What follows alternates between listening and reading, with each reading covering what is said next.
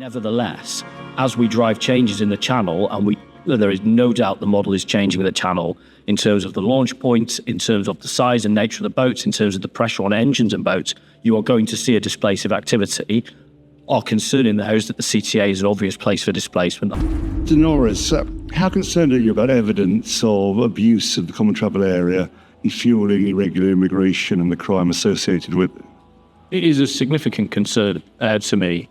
Protecting our borders is a primary concern for the government. Any abuse of that is something we find unacceptable. That's a conversation I've had with the government of Ireland, as we have across government, and I've had with the executive as well. So, of course, that's something that's of great significance to us. Have you made any proposals, any changes recently, or what's happened? Yes, we're increasing. We're making a 20% uplift in our enforcement capacity. You will have heard again from Mr. Montgomery's evidence that the end state for this over the course of this Parliament will mean that we've doubled the amount of money we've put into immigration enforcement. That is skewed as percentage terms to Northern Ireland to reflect that growing challenge. So that's our response to that possible risk. Is it just resources? Are you changing in processes, immigration enforcement checks?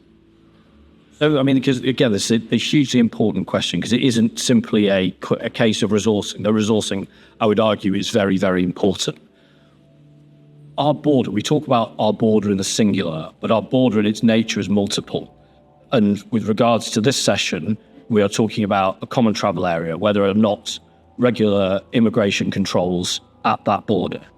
Similarly, we have other parts of the UK, including on the other side, as it were, of Northern Ireland, we have sea borders. They are enforced in a different way as you would do to a land border in a free travel arrangement. And then we have ports, and ports, again, are enforced in a different way to how we enforce our sea borders. So our approach is a pragmatic one that's based on the nature of the border. In this case, our best way without regular immigration controls, as Eddie alluded to in the previous panel, is to take an intelligence-led approach to find where people are seeking to abuse that free travel across the border, and in that way to protect that border and to dissuade people from trying to exploit it.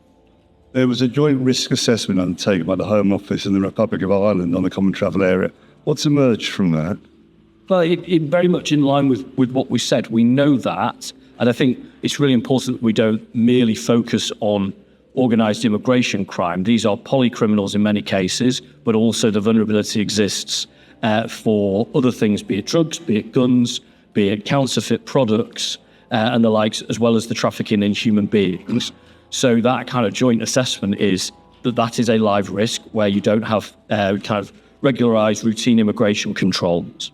Similarly, our joint picture, and again, this hasn't been a part of the discussions yet, but I would encourage colleagues to hold this in their head. Our start for our approach here should not be at that border. Actually, it is a shared goal for us to police the entirety of the Republic of Ireland's borders too, and we've got a lot of equity in that because of the channel. So that if there are drug drops or similar, we're working in a really united and kind of common fashion there.